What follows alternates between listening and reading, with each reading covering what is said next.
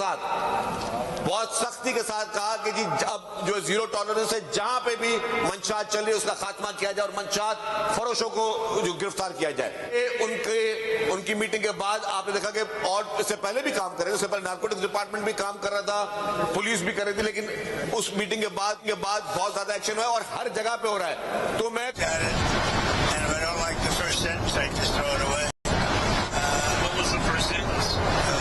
unacceptable sentence because they have fully agreed no nuclear, and if they have any nuclear of any form, I don't read the rest of the letter. 20 years is not enough for you. It's got to be a no, 20 years is enough, but the level of guarantee from them is not enough. In other words, it's got to be a real 20 years now.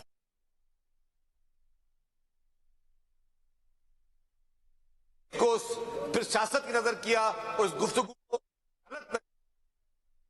आपने बिल्कुल positive बात की कि हम मिल के ये कर रहे हैं। आगे हमारी भी ये कोशिश होगी, हम अपनी टीम को भी जैसे आपने बिल्कुल पॉजिटिव बात की कि हम मिल के ये कर रहे हैं। आगे हमारी भी ये कोशिश होगी, हम अपनी टीम को भी ये कहेंगे कि देखिए हाफ कुक जो इन्फॉर्मेशन या वैसे जो लीकेज है वो ठीक नहीं है। देखें वो तफ्तीश को अगर नुकसान पहुंचा रही है तो हमारे लिए वो चीज ठीक नहीं है। हम कोशिश यही करेंगे। They said you were right. It is a complete obliteration. With that being said, I want to get it. And they agreed to it, but then they took it back, but they'll agree to it eventually. Can I ask you about Taiwan? What did President Xi say to you about Taiwan? And what did President Xi say to you about Taiwan? And are you still going to approve the arms sale? So, President Xi and I talked a lot about Taiwan. He thinks they cannot have anything to do with what they're doing. I mean, he's against very much what they're doing. We talked about Taiwan, we talked about Iran a lot, and I think we have a very good understanding with both. On Taiwan, he does not want to see a fight for independence because that would be a very strong confrontation. I heard him out. I didn't make a comment on it. I heard him out. I have a lot of respect for him. On Iran, it's very interesting. He feels strongly they can't have a nuclear weapon. He said that very strongly. They cannot have a nuclear weapon, and he wants them to open up the strait. But as he said, they closed it, and then you closed them with a smile. And it's true. We control the strait. And they've done no business, literally they've done no business in the last 2.5 weeks, which is approximately $500 million a day. No business in the last 2.5 weeks, which is approximately $500 million a day. So we have, we're doing very well on all fronts. Before we leave Taiwan, Mr. President, President Xi said that there was a risk of conflict with the US over Taiwan. What's your response to that? I don't think there's a conflict other than we don't need their strait. We don't need on Taiwan. Mr. President Xi said there was a risk of conflict with the US over Taiwan. No, I don't think so. I think we'll be fine. He doesn't want to see a war.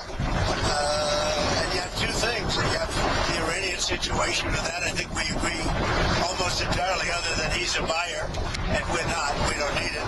And on Taiwan, he doesn't want to see a movement for independence. He says, look, we've had it for thousands of years, and then at a certain period of time it left, then we were going to get it back. They had the Korean War. A lot of things happened. That's all this. But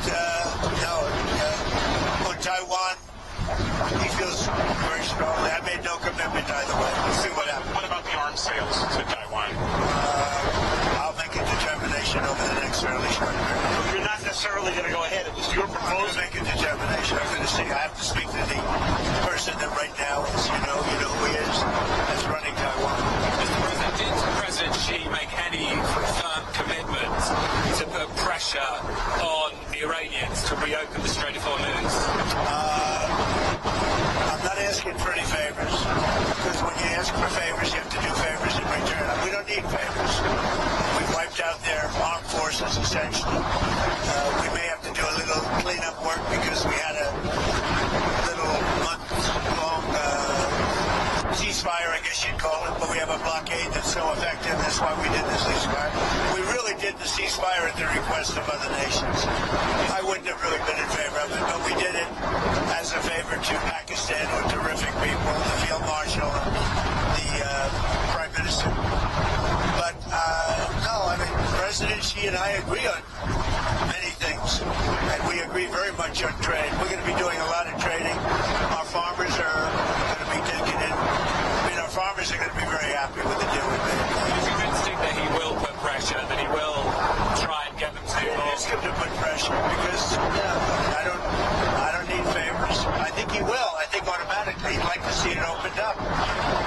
He gets about 40% of his energy or his oil from that, from the strait. We get none. We don't need it. Mr. President, on Truth Social, you said that President Xi had made a reference to the decline of the U.S. We didn't hear him say that. Maybe it was something he said in private to you. So what was it, first of all, that he said that prompted that? He made a statement. It might not have been from him. It was somebody, but they talked about the decline. But he said today, and he said it very publicly, he said the U.S. was declining for the last 4 years. And he said what President Trump has done in the last 15, 16 months has been virtually a miracle. He said we have the hottest country anywhere in the world. But he said that it was a declining country under Joe Biden. He said we had a seriously declining country, which we did, with people pouring in from all over the world, from prisons and everything else. He said what President Trump has done has been a virtual miracle. It's the hottest country anywhere in the world, and it is, yeah. On a different subject, on Cuba, there's reporting that Raul Castro could be indicted by the DOJ, I believe. What does that mean? Well, I don't want to comment on that. I'll let DOJ comment on it. But they need help, as you know.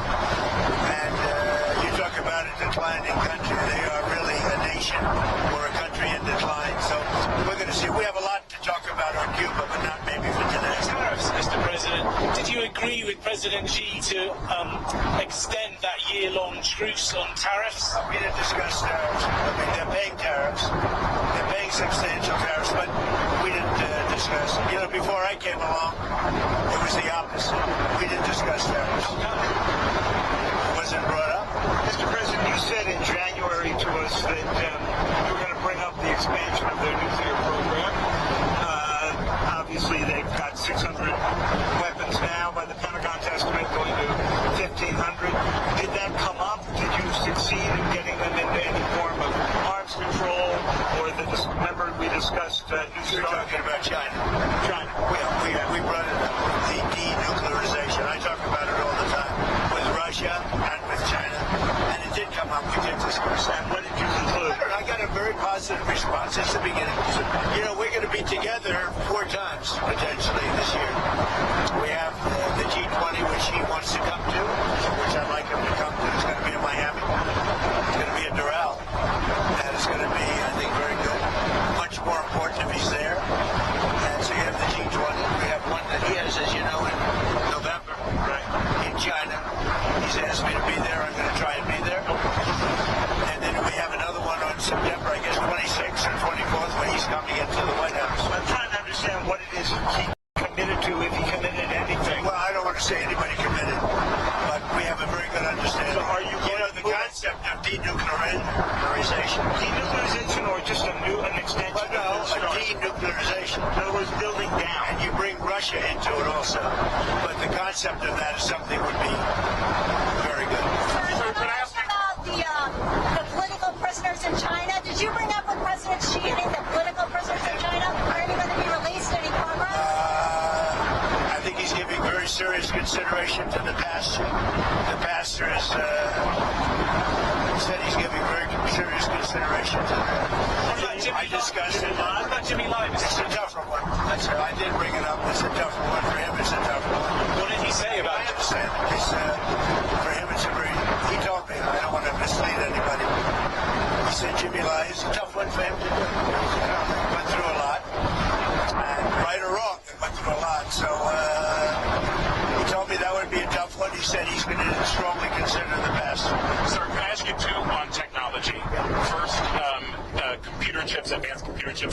H-200s that Jensen has. Did that come up at all with you? It didn't come up, but as you know, Jensen was there. He's an amazing guy, Nvidia. And he would be inclined. You know, they have much higher level than the H-200. But the H-200 is good. China needs it. And so, yeah, it came up. They haven't bought it. We have a bunch, no, because they chose not to. They want to try and develop their own. But it did come up, and I think something could happen on that.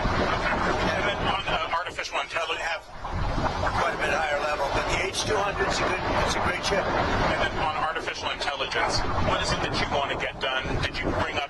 We did. We talked. You know, we're leading by a lot, but they're second, and they're very strong. And we talked about possibly working together for guardrails. And he's very. What kind of guardrails? Standard guardrails that we talk about all the time. AI is fantastic. So many things can happen in terms of health and medicine and operations, everything. The military, and so many things can happen, but it's also got some drawbacks, and we're talking about, we probably will. We're going to work together. We had a very good conversation about a lot of stuff. So biological, nuclear, cyber.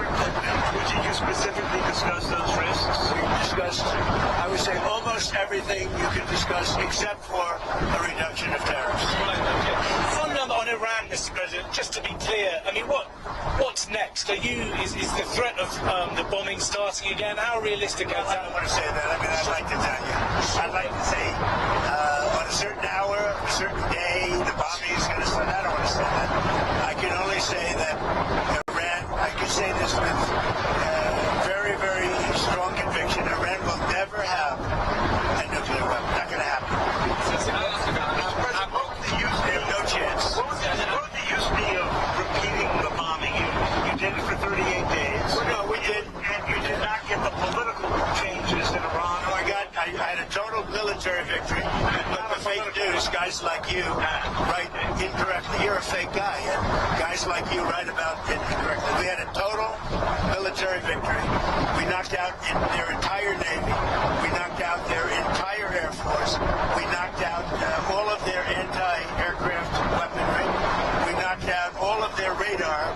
We knocked out all of their leaders, number one, and then we knocked out all of their leaders in the 2nd Division, and we knocked out numerous of their leaders in the 3rd Division, and they're very confused.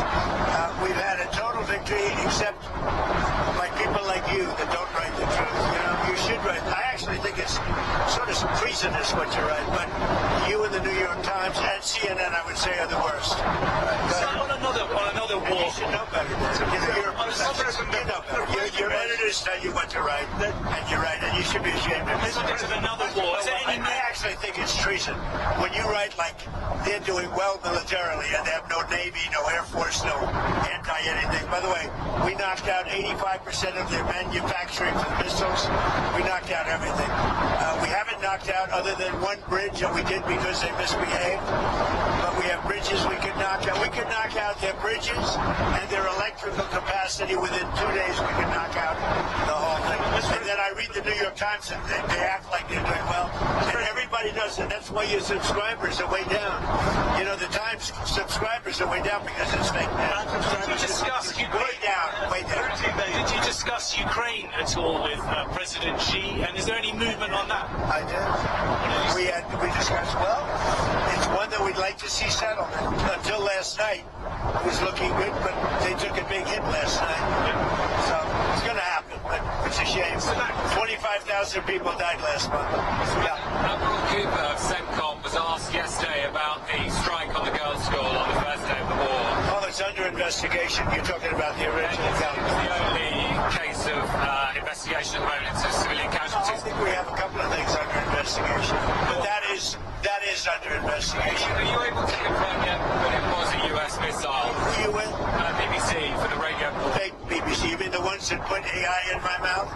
The ones that gave me, that had me saying a statement that they now admit was not true? The ones that put terrible words in my mouth and then had to admit that it was fake? The ones that are being sued now for $5 billion and don't know what to do? You're with BBC? They're another fake outfit. Yeah. About the deals in China, Did you get a deal on soybeans? You know, the farmers... The farmers are going to be very happy. They're going to be buying billions of dollars of soybeans. So, well, we were talking about Britain, but Keir Starmer, the Prime Minister there, is in a lot of trouble. I know you were asked about this. Well, he's in trouble for two reasons: energy and immigration. He's very bad on energy. He should open up the North Sea. He's got a coal mine, and he should open up oil in the North Sea, and he doesn't. They have a tremendous value. You know, they buy their oil, a lot of it, from Norway. Norway gets it from the North Sea. Not as good an area as Scotland and the UK has. So they're paying Norway a fortune for oil that they take out of the North Sea. Do you think Starmer's going to survive as Prime Minister? It's a tough thing, unless he can straighten out immigration where he's weak, and if he doesn't start drilling, stop with the windmills all over the place and are causing havoc. They're causing havoc. Most expensive form of energy. They kill the birds. They're unsightly. They're ruining the landscape. If he doesn't stop with the windmills, he's got to do energy. He's got to open up the North Sea. You know, he's got one of the greatest oil finds anywhere in the world, and he's not using it. I tell him that he's not using it. Should he quit? The oil companies call me every day. Please, please, we want to go to the North Sea. He doesn't allow it to happen. Should he quit? I don't say that. I think he's a nice man, actually, but I mean, I didn't like when he said we're going to send ships as soon as you're finished with the war. Well, we're sort of finished militarily, pretty much. But we, you know, David, we finished probably 70-75%. We didn't finish every one of the things. We'll go back and finish them off. And by the way, and more than that, You saw the reporting on the missile capability, missile launchers that have remained. Does that seem accurate? No, it's New York Times fake news. The missile launches are probably 80% gone. The New York Times said it's like we were hitting them like pinatas. The missile launches are largely gone. The manufacturing of missiles is about 80%, 80 to 85% gone. And we know where the rest of it. So if we go in, we'll take that out very early. The intelligence reports seem to indicate, though, There are no intelligence reports, not for they weren't intelligence reports. They were New York Times fake news. Sir, would you consider lifting these sanctions on Chinese oil companies that buy Iranian oil? Well, we talked about that, and I'm going to make a decision over the next few days. We did talk about that. Do you think Xi felt stronger in his dealings with you than he did the last time that you Great went to relationship China? last time until COVID came along. You know, I blame them for that. I said it was Wuhan, and I was right. And you know, look, that was a strain on everybody, COVID, and so it affected our relationship at the time. But we always had a great relationship before that and after that, and now it's as strong as ever. I mean, I went over to where he lives, which is something that rarely happens. Were you there? I don't know. Yeah, it was beautiful. It was amazing. People have never seen it before. It's amazing, actually. We had lunch. We have a great understanding. You don't think he feels it's a very positive thing to have these two nations getting along. Mr. President, on Taiwan, you said you were going to check with the president of Taiwan, but the 1982 assurances that President Reagan gave said the United States would not consult with China on arms sales to Taiwan. So it sounds to me like you have consulted. Well, I think 1982 is a long way. It was. That's a big farce. So you dispensed with that? No, I didn't say anything about it, but certainly, he brought that up. He talked about that to me, obviously. So what am I going to do? Say I don't want to talk to you about it because I have an agreement that was signed in 1982. No, we discussed arms sales too. What's his request? We discussed to Taiwan. The whole thing with the arms sales was in great detail, actually. And I'll be making decisions. What was his request? But I think the last thing we need right now is a war. That's 9,500 miles away. I think that's the last thing we need. We're doing very well. Would the US defend Taiwan if it came to it? I don't want to say. I'm not going to say that. There's only one person that knows that. You know who it is? Me. I'm the only person. That question was asked to me today by President Xi. I said, I don't talk about that. He asked you today. He asked you if you would send troops, if you would He asked me if I defend them. I said, I don't talk about that. You told him that. I don't talk Did you talk to him about the cyber attacks that he's done in the United States or the MSS has done? I did, and acts that we did in China. You know, what they do, we do too. It's like the spying. They're talking about, oh, the spying. I said, well, The spying, we do it too. The infrastructure. Look, no, I'm talking about spying. The question was asked to me yesterday, I guess, what about the fact that China's spying in the United States? I said, well, it's one of those things because we spy like hell on them too.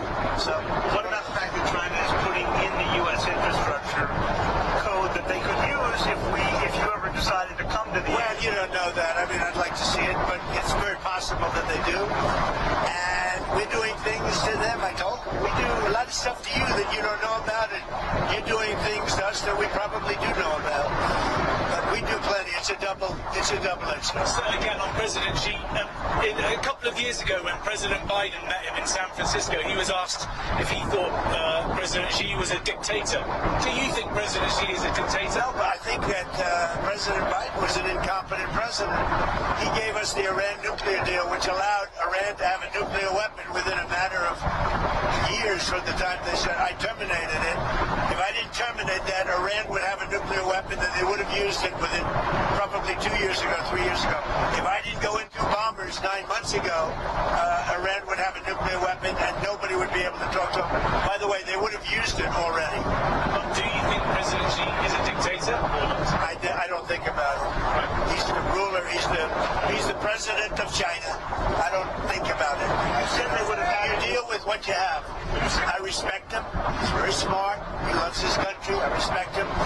Whether he's a dictator, that's for you to figure out. President, you said you didn't talk about tariffs, but did you talk about fentanyl at all? I did. I talked about fentanyl. As you know, I put a tariff on because of fentanyl, and they discussed that. But I put a penalty. It's a penalty. A lot of money we take in because of that. I'd prefer not taking it, and I'd prefer that we don't have. But we did talk about fentanyl. What kind of agreement did you come to? Well, you know, the fentanyl is down, way down from where it was, and it could be because of the tariff penalty. Sir, domestic issue, if I could. Where are you on the Texas Senate race? Well, I'll maybe make a decision. I know them both very well. I like them both a lot. And, you know, my record of endorsements is extraordinary. You look at what happened with Indiana. And out of all those races, the one was, there were 3 Trump people in the race. If they had won, he would have won in a landslide. But I took out all of these candidates, you know, long-time candidates with big leads against people that never ran before, and the people that never ran before won virtually all the races. And as you know, 2 nights ago I won every single endorsement. A week ago before that I won every single endorsement. There's never been a record of endorsements like this, which is a great honor as far as I'm concerned. No, MAGA is a movement the likes of which our country has never seen before. But you might not endorse Surrey, Texas. I don't want to say that. I mean, I'm looking at it very strong. I like them both. I mean, I'll tell you what I do think. I think the Democrats have a weird candidate. 6 genders, a real hit on Jesus. I mean, this guy is bad news with his mask from relatively recently. And he's a vegan. All of a sudden, he's not a vegan. He was a vegan. Now, all of a sudden, he's not. Texas doesn't like vegans. I do believe either one of them will easily win the race. I think that the candidate the Democrats have in Texas is a very flawed, very weak, I think he's a pathetic candidate, especially for Texas. Okay? Did you see Secretary Rubio in the briefing room the other day, and what did you think? Are you talking about his outfit? Yeah, that's it. I thought he looked very good in the outfit, especially. I don't know if I'd do it, but I thought he looked very good.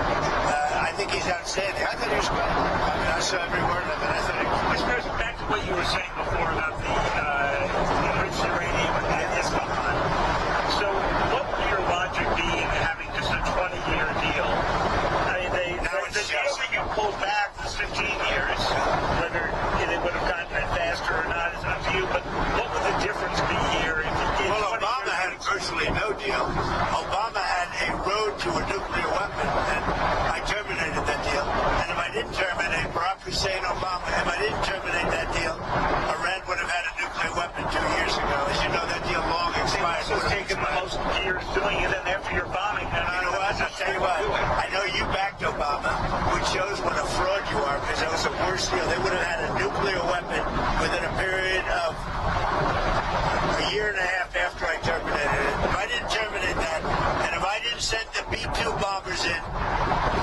months ago to obliterate. You know, one thing that did happen, which was very nice, the top person in Iran representing them, was the top person. He said, I'm the only one, meaning the United States is the only one, along with possibly China, that would be able to get the nuclear dust out of that disaster that we created with the B-2 bomb. Are you willing to do that? And why do you call Yeah, it no, at the right time, we'll either go in or we'll get it. I think we'll probably get it. But if we don't get it, we'll go in. But you're willing to mount the operation to take No, I think they'll be totally defeated, and we won't have any risk. Yeah, we have the equipment to take it out. Nobody else does. China might have the equipment. They said you're the only one. They said you and China, but they weren't sure. We have the equipment to take it out. Sir, did you discuss North Korea with Xi? I did. What came out of that? You know, I have a very good relationship with Kim Jong-un. He's been pretty quiet. Have you had any communications with him? Yes. Of what kind? Doesn't matter. I mean, I don't tell you about that. But I have a good relationship with him. He's been respectful of our country. I want him to be respectful. He's been respectful of our country. Hey, thank you very much. Enjoy the flight, everybody. Thank you. I heard you didn't have cameras back here. In fact, I loved it. I heard that. Now they got a camera. I heard that you were shut out for 2 hours until we leave the airspace. But he's got a camera. This guy never misses a trick. You better make me look good with that camera. All right. Thank you very much, everybody.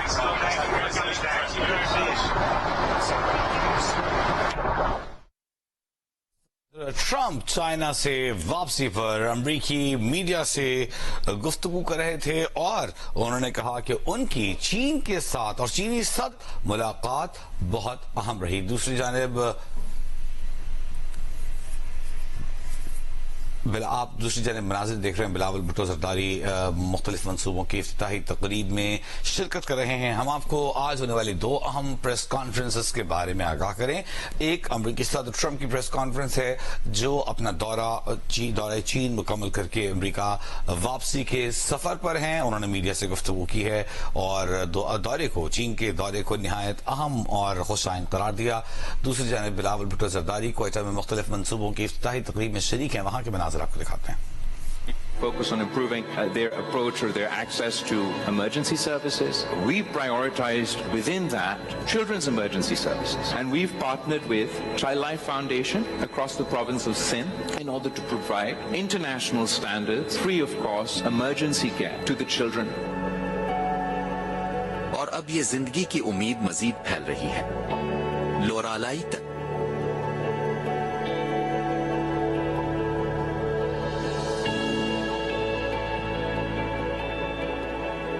Khuzdar तक।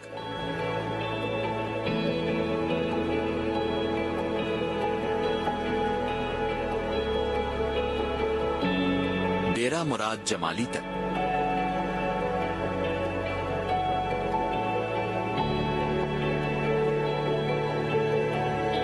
और जल्द ही मजीद 5 इजला भी इस सफर का हिस्सा बनेंगे। एक ऐसा मुस्तकबिल जहां हर बच्चा अहम है।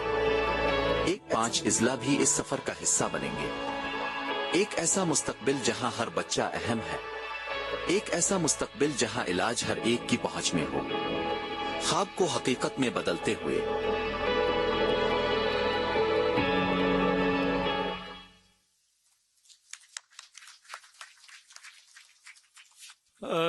सर, जहां तक प्राइवेट ऑर्गेनाइजेशंस या जिस तरह इंडस है और मर्फ है, उन ऑर्गेनाइजेशन के साथ सिंध गवर्नमेंट काम कर रही है। बलूचिस्तान ने जो बेस्ट प्रैक्टिसेस तमाम सूबे में हो रहे हैं, खसूसन सिंध में, उनको यहाँ पे रिप्लिकेट किया है। इस वक्त इंडस के साथ बैकर, अपर डेराबुगटी और सोई का अस्पताल और गवादर का, ये 3 अस्पताल जो है हम प्राइवेट पार्टनरशिप से के जरिए चला रहे हैं, बीपीपी मोड पे इंडस के जरिए। और अब हम मेरे कॉन्स्टिट्यूएंसी का हॉस्पिटल है जो कि 2016 में बना था। Unfortunately it was an abandoned building which we completed and अल्हम्दुलिल्लाह it's going to be a state of the art hospital. इसको हम आउटसोर्स कर रहे हैं पॉवर्टी एरेडिकेशन के साथ और शहीद जुल्फिकार अली भुट्टो फाउंडेशन के साथ। आज इसकी एमओयू साइन होगी और वो जो है ये दोनों अल्हम्दुलिल्लाह इसकी वो करेंगे, इस हॉस्पिटल को जो है चलाएंगे। सेहत के शोबे में जहां और चैलेंजेस का सामना करना पड़ा, वहां एक चैलेंज दूर दराज के इलाकों में सेहत के इदारों को अफरादी कुव्वत और दूसरी सहूलियात का बहम पहुंचाना भी रहा है। इस सिलसिले में हुकूमत ने एक मुख्तलिफ मगर कामयाब स्ट्रेटेजी अपनाई, जिसमें दूर दराज इलाकों में सेहत की सहूलियात को आउटसोर्स करना है। इस सिलसिले में सबसे बड़ी कामयाबी के साथ चलने वाला अस्पताल बेकड़ अपर डेरा बुक्टी का है। बलूचिस्तान के इस जिला की तारीख में जब पहले अस्पताल में बच्चे की विलादत हुई तो लोगों की खुशी दीदनी थी और बच्चे का नाम वजीर सेहत बख्त मोहम्मद काकड़ के नाम पर रखा गया।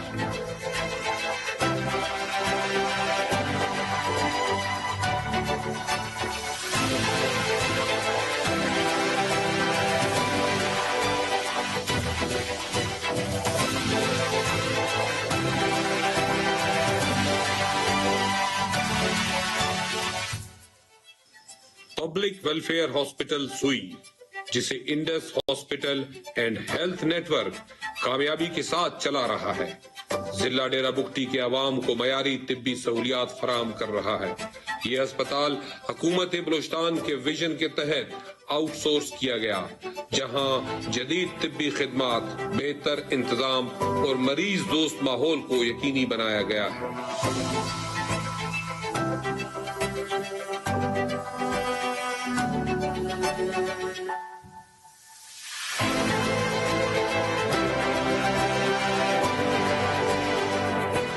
मुख्तलिफ अस्पतालों की आउटसोर्सिंग के बाद प्राइवेट सेक्टर की इसी स्ट्रेंथ की बुनियाद पर बाचा खान अस्पताल को भी आउटसोर्स किया जा रहा है। इस पार्टनरशिप में हमारे PEI और जुल्फकार अली भुट्टो फाउंडेशन शरीक है।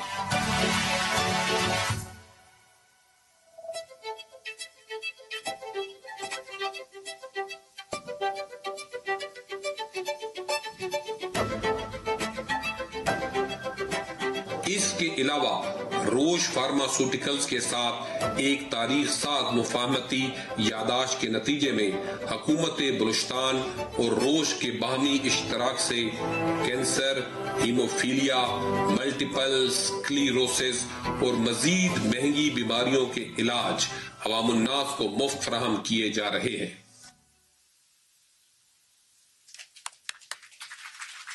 सर, हमारा नेक्स्ट सेगमेंट जो है पीपल्स वेलनेस प्रोग्राम है, जो हुकूमत बलूचिस्तान उसमें 20% कंट्रीब्यूट कर रहा है और शहीद जुल्फिकार फाउंडेशन ओवरसीज फाउंडेशन उसमें 4.5 बिलियन रुपीस जो है वो कंट्रीब्यूट कर रहा है।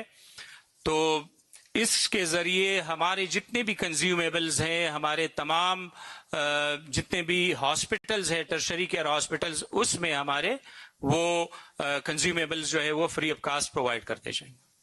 Baluchistan is entering a new era of healthcare delivery.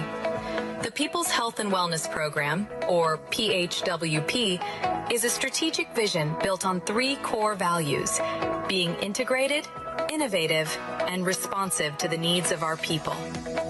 This program represents a landmark 2025 to 2028 collaboration between the government of Baluchistan, Poverty Eradication Initiative, and the Shaheed Zulfikar Ali Bhutto Foundation.